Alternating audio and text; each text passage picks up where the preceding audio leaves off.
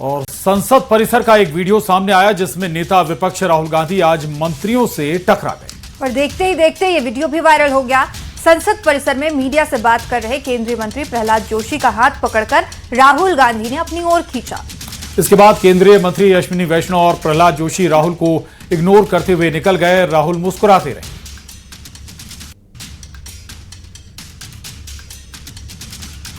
तो संसद परिसर की ये तस्वीरें हैं। दरअसल राहुल गांधी मंत्रियों से टकरा गए और इतना ही नहीं, एक मंत्री का उन्होंने हाथ भी खींचा। अश्विनी वैष्णव भी वहां पर थे, लेकिन राहुल जोशी को इग्नोर करते हुए दोनों मंत्री वहां से आगे निकल गए। तो राहुल, ये तस्वीरें देख रहे हैं आप, राहुल गांधी, और राहुल गांधी के लिए प्रहलाद जोशी और अश्विनी वैष्णव इग्नोर करके वहां से चले गए। लोकसभा में नेता प्रतिपक्ष राहुल गांधी ने बुधवार को बजट सत्र के दौरान भाषण दिया। लोकसभा में नेता प्रतिपक्ष राहुल गांधी ने अमेरिका के साथ व्यापार समझौते को लेकर केंद्र सरकार पर सवाल खड़े किए हैं। इस दौरान पक्ष विपक्ष जबरदस्त घमासान इनका देखने को मिला। कांग्रेस सांसद ने भारत अमेरिका ट्रेड डील पर बात करते हुए कहा कि यह बराबरी की शर्त पर नहीं किया गया और सरकार को शर्म आनी चाहिए कि उसने भारत माता को बेच दिया। You have sold India. Are you not ashamed of selling India? Do you have no shame of selling India? You have sold our mother, Bharat Mata. Do you have no shame?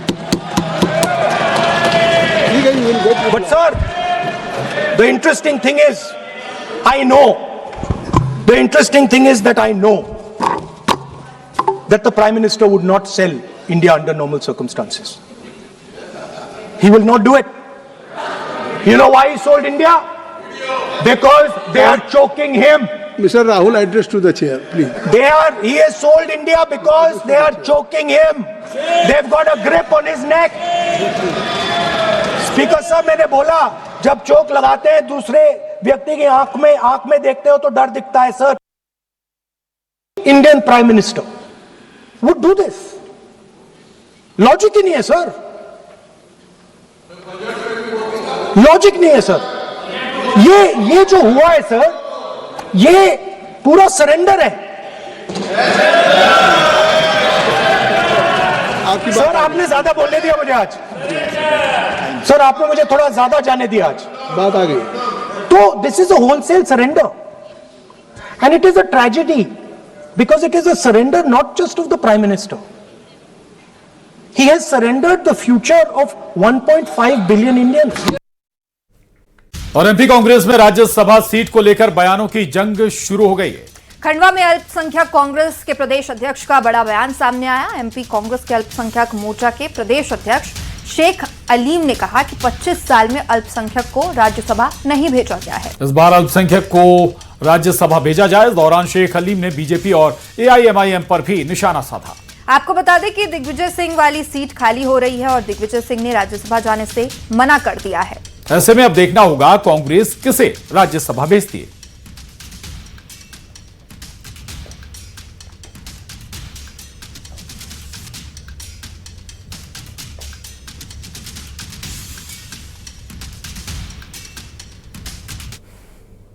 हमारे राष्ट्रीय नेतृत्व को लेना है। साथ ही प्रदेश के सभी अल्पसंख्यक नेताओं की भी ये मांग है कि पिछले 25 वर्षों से किसी भी अल्पसंख्यक को राज्यसभा में नहीं पहुंचाया है, किसी अल्पसंख्यक को राज्यसभा पहुंचाया जाए। एमआईएम लोगों के मुद्दे नहीं उठाती है, एमआईएम वो मुद्दे उठाती है जो उसको भारतीय जनता पार्टी के द्वारा दिए जाते हैं, उनको आगे बढ़ाई जाती है, उस पर बहस कराई जाती है और देश में रहने वाले अल्पसंख्यक और बहुसंख्यक को बांटने का कार्य करती है। कांग्रेस में सब कुछ ठीक चल रहा है, ये सवाल इसलिए है क्योंकि कांग्रेस विधायक आरिफ मसूद का जो बयान सामने आया वो ये बता रहा है कि आरिफ मसूद ने कांग्रेस नेताओं को दो टूक बोल दिया है। उन्होंने कहा कि अगर अल्पसंख्यकों को साथ खड़े नहीं होंगे अल्पसंख्यक तो परमानेंट घर बैठा दिए जाओगे। कांग्रेस किसी गलतफहमी में ना रहे। और इसी बयान को लेकर मध्य प्रदेश में सियासी माहौल अब गर्मा गया है। बीजेपी ने कहा कि बयान कांग्रेस की तुष्टीकरण की राजनीति का नतीजा है। उधर कांग्रेस ने पलटवार करते हुए कहा कि अर्थ का अनर्थ किसी को भी नहीं निकालना चाहिए।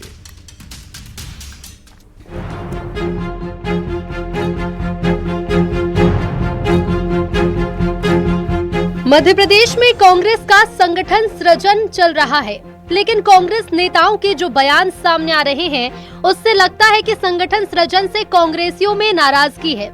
हम ऐसा इसीलिए कह रहे हैं क्योंकि कांग्रेस विधायक आरिफ मसूद के एक बयान से सियासी माहौल गर्मा गया है।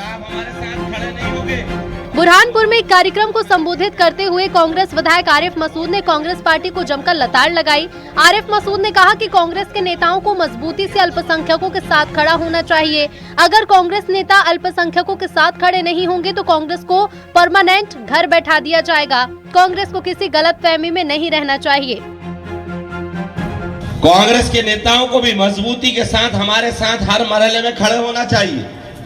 अगर आप हमारे साथ खड़े नहीं होंगे तो ये याद रख लेना कि जो आपके दौर की कांग्रेस है, इसमें अगर आज आप एक एक शख्स के साथ खड़े नहीं हुए तो कल आपको फिर परमानेंट हम घर बिठा देंगे, ये भी याद रख लेना।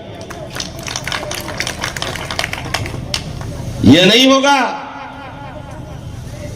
कि जब लोगों के ऊपर दमन हो, जब लोगों के ऊपर जुल्म हो, जब संविधान को कुचला जाए, हमारे हुकूक मारे जाएं और आप अपनी मसरूफियत का बहाना करके अब घर बैठे रहो और वोट के टाइम निकल कर आ जाओ, तो इस मुगालते और गलतफहमी में आप मत रहना।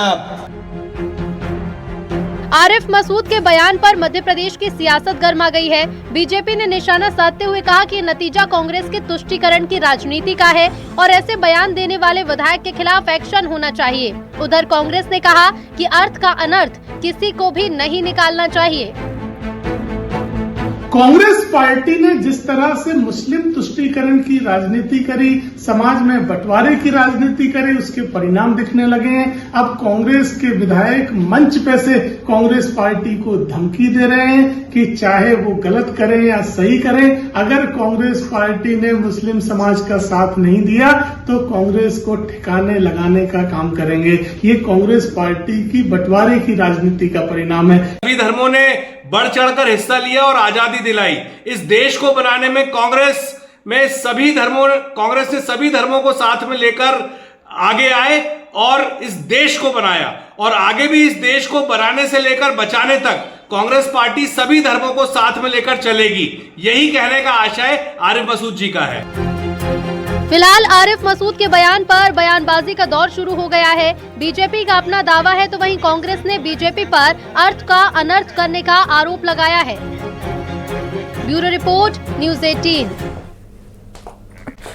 बढ़ते हैं, केंद्र सरकार ने राष्ट्रगीत वंदे मातरम को लेकर नए दिशा निर्देश जारी किए। गृह मंत्रालय ने आदेश में कहा कि अब सरकारी कार्यक्रमों, स्कूलों या अन्य औपचारिक आयोजनों में वंदे मातरम बजाया जाएगा। वहीं गृह मंत्रालय ने यह भी बताया कि किन किन मौके पर राष्ट्रगीत बजाया जाएगा और बाकायदा इसके लिए एक पूरा प्रोटोकॉल भी बनाया गया है।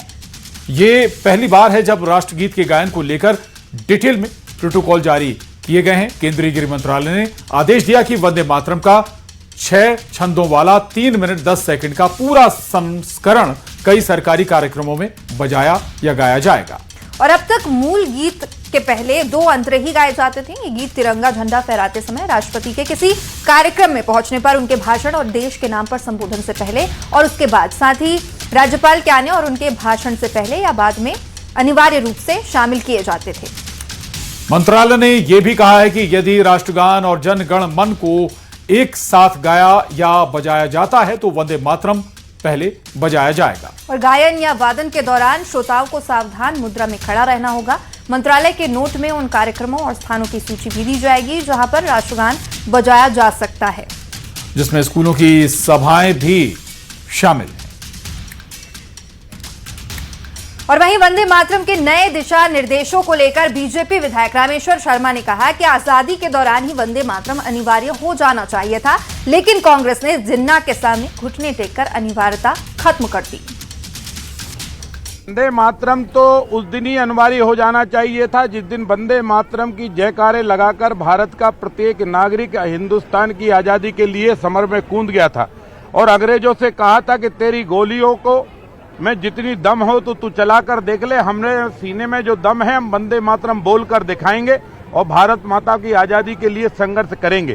पर दुर्भाग्य की बात है कि कांग्रेस ने आजादी के समय वंदे मातरम गाया तो पर वंदे मातरम की अनिवार्यता उस दिन इनने खत्म कर दी जिस दिन कांग्रेस ने जिन्ना के सामने घुटने टेके।